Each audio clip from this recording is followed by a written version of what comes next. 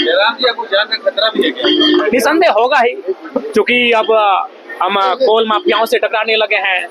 जो काम IG, DIG, SP, DSP का होता है, आरटीओ, डीटीओ, एमवीआई का होता है, वो कार्य टोल में बैठकर हम निगरानी करने लगे हैं।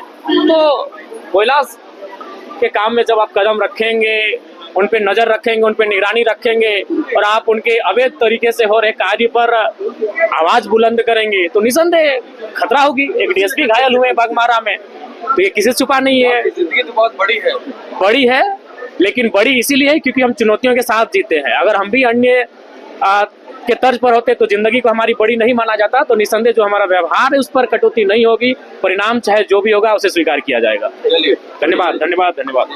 देखिए, वंदनीय पत्रकार बंधुगण, बहनीगण, इससे पूर्व भी राज्यपाल महोदय का अभिभाषण को पूरे राज्य ने सुना, किताबों के माध्यम से हम सभी ने पढ़ा, लेकिन धरातल पर क्या देखने को मिलता है ये सच्चाई किसी से छुपी नहीं है।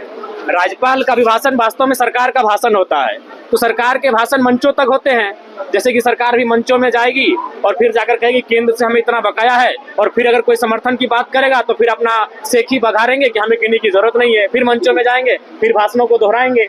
तो राज्यपाल का अभिभाषण वास्तव में सरकार का भाषण होता है और सरकार का वही भाषण होता है जो सरकार मंचों से विगत 5 वर्षों से कहती आ रही है। अपनी जो पहले की सरकार थी उस समय से कहती आ रही है और आज भी कह रही है। सदन में आपको बोलने का मौका मिलेगा? निसंदेह मिलेगा, क्योंकि हम अपने पार्टी के इकलौते विधायक हैं, हम पार्टी के केंद्र अध्यक्ष हैं, अतः पार्टी के आधार पर हमें बोलने का मौका प्रतिदिन मिलेगा। और मुद्दा उठाने की सोच। देखिए, जो राज्य के मुद्दे हैं उन मुद्दों को हम बड़ी बारीकी के साथ, प्रमुखता के साथ उठाने का कार्य करेंगे और उनका समाधान भी चाहेंगे। मुख्य मुद्दा अभी कौन सा है आपके नजर में? देखिए, अभी मुद्दा जो स्टूडेंट है उनकी जो हताशा है, निराशा है। आज कई छात्रों का प्रतिनिधिमंडल मिलता है, विगत कई वर्षों से उनके डिपार्टमेंटल एग्जाम नहीं हो रहे हैं, उनमें बहुत सारी त्रुटियां हैं, गड़बड़ियां हैं।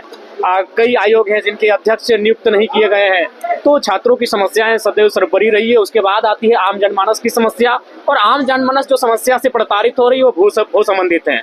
आज राज्य सरकार को चाहिए कि वो भू संबंधित समस्याओं का निदान त्वरित करे।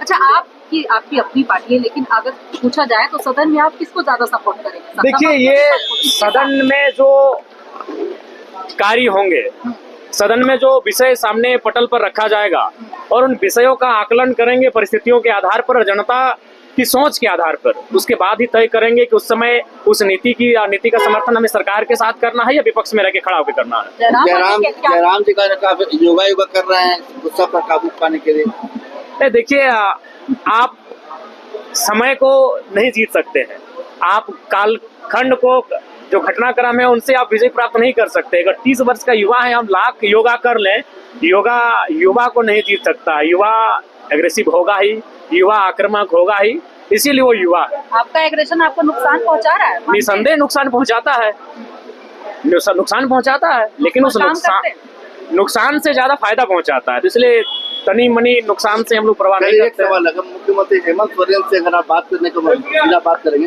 किस मुद्दे को छेड़ेंगे राज्य के लिए, क्या इस पर समाधान होना चाहिए? जी, सबसे पहले तो हम चाहेंगे कि स्थानीय नीति बनाई जाए, और चूंकि उनका घोषणा पत्र में रहा है और हमेशा उन्होंने भाषणों में इस बात को कहा है, तो सबसे पहले 1932 के खतियान के आधार पर तथा अन्य विकल्पों के आधार पर झारखंड राज्य में एक सदृढ़ सटीक स्थानीय नीति बने, जिससे इस राज्य को सुरक्षित रखा जा सके। जयराम जी, आपको जान का खतरा भी है क्या? निसंदेह होगा ही, क्योंकि अब हम कोल माफियाओं से टकराने लगे हैं। जो काम आईजी, डीआईजी, एसपी, डीएसपी का होता है, आरटीओ, डीटीओ, एमवीआई का होता है, वो कार्य टोल में बैठकर हम निगरानी करने लगे हैं।